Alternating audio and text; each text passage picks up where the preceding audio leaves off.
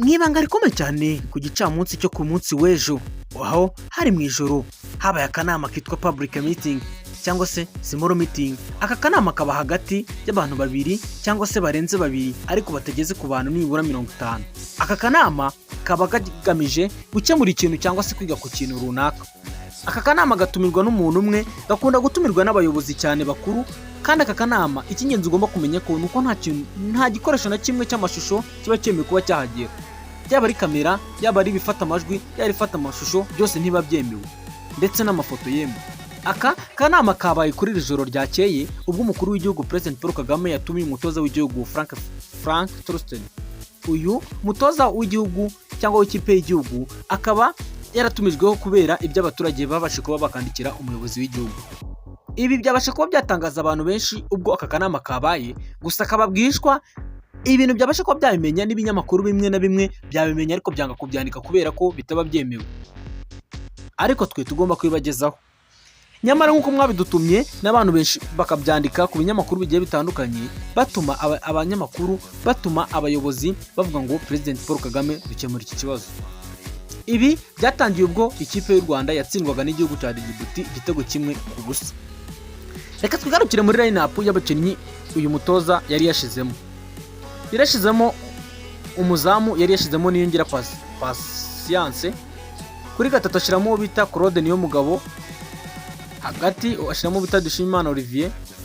Iyabivuze Oze, Muhire Keverino we kapiteni, Niyibizi Ramadani, Nigena Clement, Nshimimana Yunus, Ombolenga Fitina, Ruboneka Jean Bosco, Tuyisenge Arsene. Ku myanya y'abasimbura hariho Muhawenayo Gad, Byiringiro, Hirwa, Ishimwe, Gilbert Didier na Pacifique. Ibi byagarutsweho n'itangazamakuru hamwe n'ibindi bintu bavuga ko uyu mutoza niba adashaka gutoza ikipe y'igihugu, niba yarashaka gutsindwa, sinzi icyo twashakaga. Usibye gupanga n'abo bakinnyi, yavuze ko yanahinduriye bamwe mu bakinnyi imyanya yabo. Ibi sibyabasha kuba byashimisha abakinnyi ndetse n'ibyashimisha n'abatoza, n'ibyashimisha n'igihugu yewe n'abafana ubwo babaye kwivovota kwinshi bavuga ko uyu mutoza adashoboye. Gusa twakwirengagiza umutoza ibintu yakoze, niyo mpamvu uyu mutoza we tumubonamo icyizere, ahubwo atapanze ikipe nk'uko yagombaga gupangwa. Ibi nibyo biratugora kuri aka kanama kabaye nijoro. Akanama kabaye ko kwiga kuri ibi bibazo birimo biraba muri iki gihe. Ibibazo byabaye, reka twinjira mu kibazo cyangwa mu nama yabaye nimugoroba. Ibyo bizweho, iyi nama yari kumwe umuyobozi w'igihugu ari kumwe n'uyu mutoza.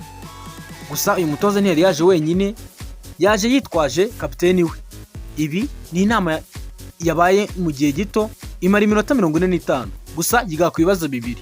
Yiga ku kibazo cyo gutsindwa kuri uyu mukino, akiga no ku kibazo cy'uburyo Amavubi yatera imbere binyuze mu mpano z'abakiri bato, kuzamura abakinnyi mu nzego zose zigiye zitandukanye.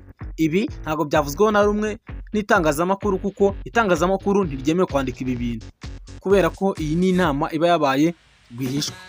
Turamutse tubaje bayindani, gusa tugereranyije uko byari bimeze, abo muri Ferwafa bo bari babizi, cyangwa muri federasiyo bari babizi ko iyi nama yatumiwe, kubera ko convocation yahawe umutoza na Muhire Keve bari babizi. Yafashe umwanya mbere yuko bajya kwitoza, bajya kuvugana n'umukuru w'igihugu.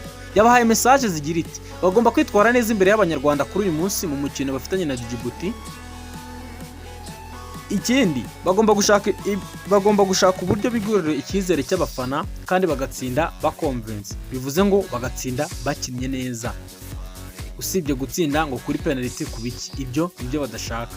Iyi nama ikindi kintu yari kwigaho ni uburyo bazamura abana bakiri bato bari mu byaro, mu bice by'ibyaro, mu bice byose bigize igihugu, bakazamuramo utudemi twafasha ikipe y'igihugu kuba byakomera, bakanazamura urwego rwa shampiyona ikabasha kuba yagera ku rwego ruhambaye. Ibi twabasha kwegera abanyamakuru batandukanye babasha kuba babitubwiraho, harimo Rugaju Rigani n'uwo bita Rugangura Axel. Babasha kuba batubwira ko iyo nama mu by'ukuri yabaye, ariko iyo nama yabaye bwishwa, nta nubwo yemewe kuba yatangazwa ku binyamakuru. Gusa icy'ingenzi ni uko u Rwanda bagomba kubona rutsinze. Ndabashuje cyane, nitwa Tize Rwanda, nkomeza kubagezaho amakuru meza agezweho muri siporo. Niba udukunze wibuke gukora subscribe, tanga igitekerezo cyawe muri comment, turaza kugisoma, ubu dukorere share, like. Twese uyu munsi tuba inyuma y'ikipe y'igihugu Amavubi, tubashe kuba twatsinda Djibouti.